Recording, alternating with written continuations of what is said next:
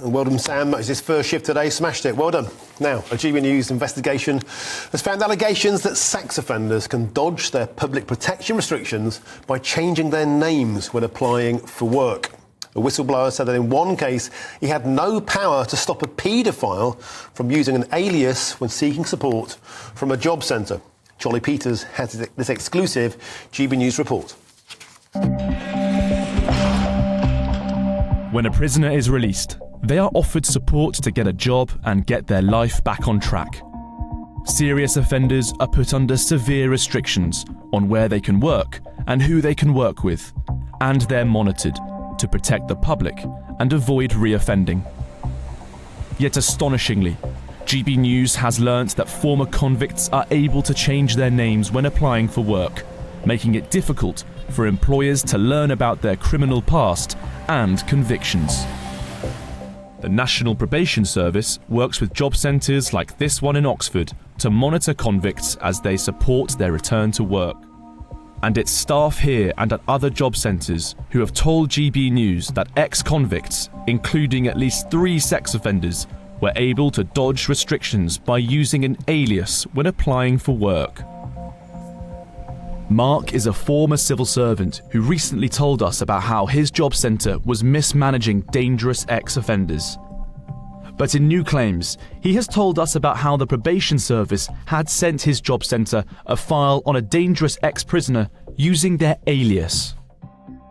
So that meant that when the offender went to the job centre, there was no intelligence on file for them. It's all under a different name, so they could get work or devices with no restrictions in place. In one case, a sex offender who had searched for victims on social media was able to change his name on their DWP account, despite being a repeat offender. In another scandal, Mark said he had no power to stop a paedophile who had raped a 15-year-old girl from changing his name to a female name, which meant that any future employers could now miss vital intelligence. This child rapist decided that they wanted to become a woman. They could have changed their name and it would not have matched the name for their restrictions.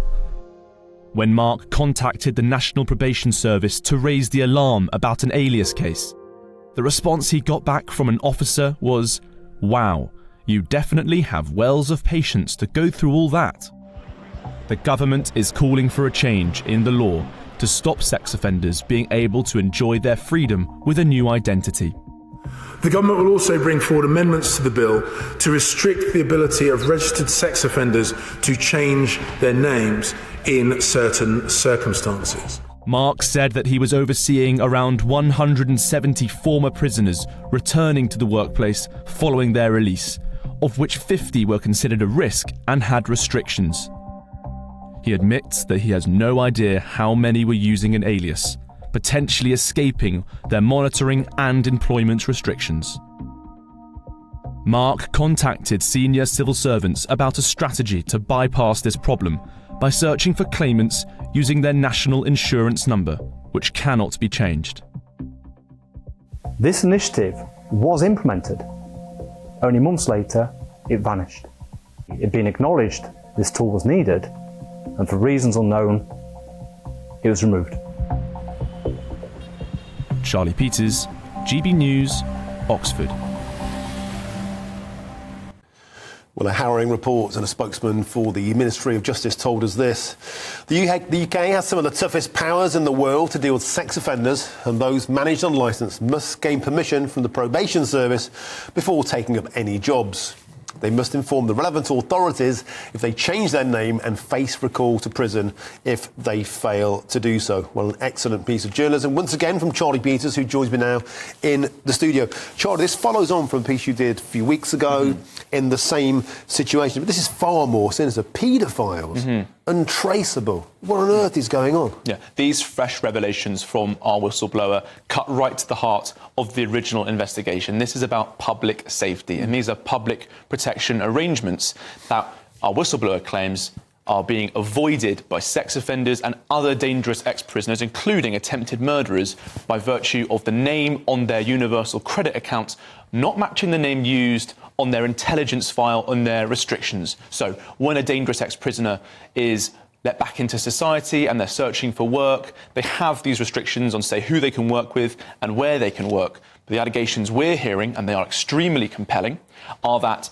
what the DWP see is different to what is seen by the National Probation Service. And so there are so many failures involved in this process where offenders are, in effect, able to dodge the restrictions that should be applied to them. I heard earlier today from our whistleblower that when he phones up the National Probation Service with a query about a claimant, a dangerous ex-prisoner they believe who needs to be observed and monitored, when they want to check in for intelligence, because often, as we found last month, the intelligence is missing, when they phone in for that check, they don't ask for the national insurance number. They just ask for name and date of birth. Now, as we've shown with these fresh revelations, they can change their name on their digital account whenever they want. The change is immediate. It immediately updates on the digital system. And so, if you're not asking for that national insurance number, there's no consistent trace and you're not guaranteed to get the information you need. Johnny, it seems like the most astonishingly obvious thing for a manipulative, dangerous criminal to try. How on earth is this going on and what can be done about it? Well, the Ministry of Justice reaffirmed to me that they do have a policy in place that the changes to a name, when it's made on a digital account, can only be confirmed when a face-to-face appointment happens with their work coach. That is, the civil servant in the coalface, as it were, in the job centre, managing their claim. However, what the policy is versus what actually seems to happen appears to be rather different. So we've heard this testimony now from several whistleblowers in multiple job centres that actually that change is instantaneous. And if actions are taken, it doesn't happen often at the time where it's required, which of course is urgent. So one of our whistleblowers this morning telling GB News that what they think should happen instead is that as soon as any change happens to a digital account, be it by name or address, that should be frozen. That claim should be frozen until that information can be provided. Otherwise, we could end up in a situation where murderers, rapists and paedophiles are working without their restrictions being applied. Charlie Peters, great piece of journalism as ever on the superb GB News exclusive. Keep it up.